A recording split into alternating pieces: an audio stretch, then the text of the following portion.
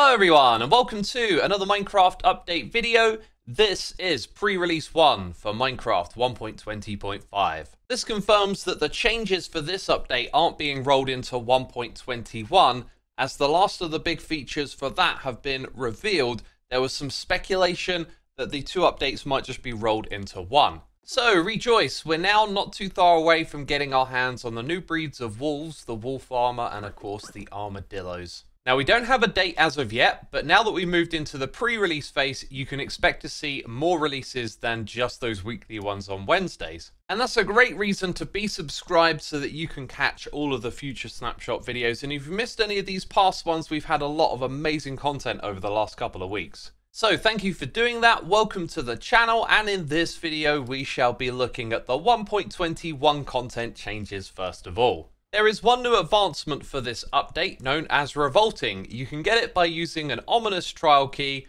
on your first ominous vault. And here it is in the advancement menu just after under lock and key.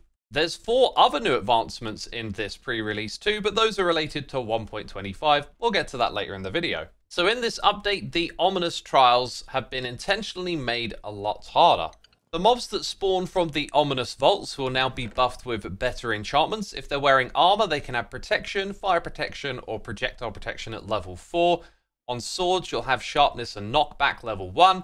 And on bows, you'll have power 1 and punch 1. And when these mobs die, they won't be able to drop any of their weapons or their armor either. There is also this effect where a lingering splash potion will randomly drop on either the player or an entity like that one over there. This has been tweaked, so it's now going to drop on the player 50% of the time. The accuracy of these projectiles has been increased too. The trial chambers themselves have received some changes too.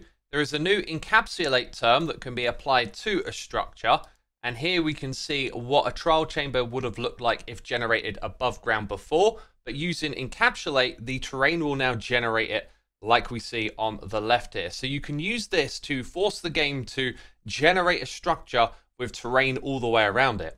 The bigger change with the trial chambers is that Chamber 6 has supposedly been renamed and changed to the name Assembly. Now, this layout right here, I'm pretty sure I've never seen before, so I'm not sure at what point this got added, but this is not the assembly room. I believe it is through here that we will see the new room design, and there's one key element that I'm pretty sure I've not seen before, and that is the layout of these trapdoors in the middle. This leads into a short corridor where a trial vault can be found. And in general, there are quite a few trapdoors around here, which the breeze can obviously activate and then the player could fall into. They don't seem to have any more traps though, like you're not going to find lava or magma blocks down here. And now that I come back to this world with all of the structures of the assembly room laid out, it's really obvious we did indeed find the correct new room type.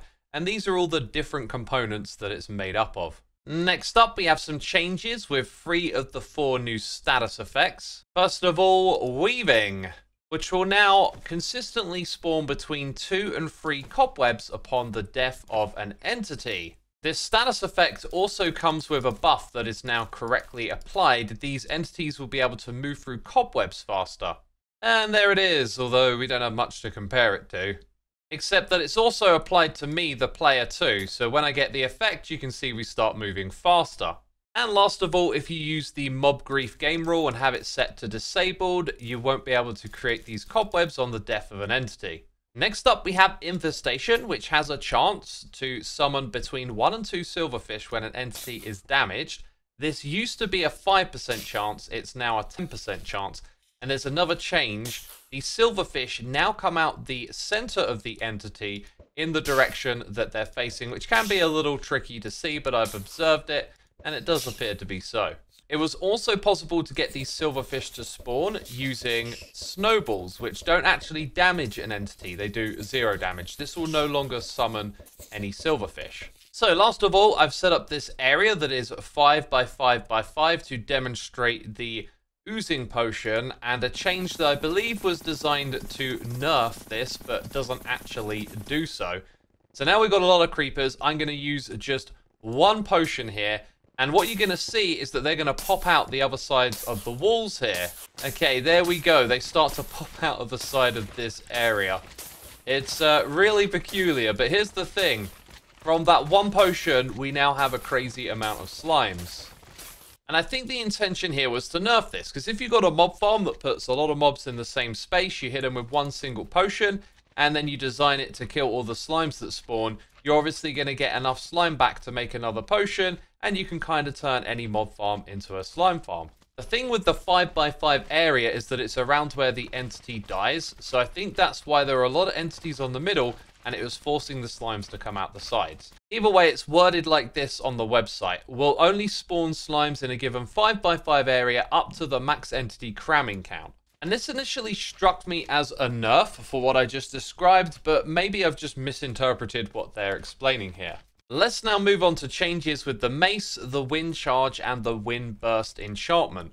Previously, a Mace was unable to destroy a decorated pot, and now the amount of damage applied will be reset after it strikes an entity, because before you could accumulate full damage, continue falling, hitting multiple entities and doing the largest amount of damage. There was also a similar issue of just spam clicking the mace that has been fixed. Now when the Ender Dragon is perched on top of the end portal, most projectiles in this game can't attack it, but the Windcharge was able to, and that's what's been changed. It will no longer damage the Ender Dragon when it's perched on the end portal. You can of course still damage it in the normal Ender Dragon fight, which to me sounds like a challenge.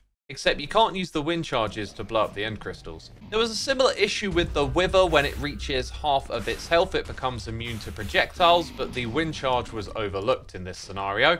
And again, you can use a wind charge when it's above half health to damage a Wither. This leaves us with the Windburst enchantment, which could previously be obtained through enchanting, through trading with villagers, or just by fishing for loot. It's been removed from all three of those methods now.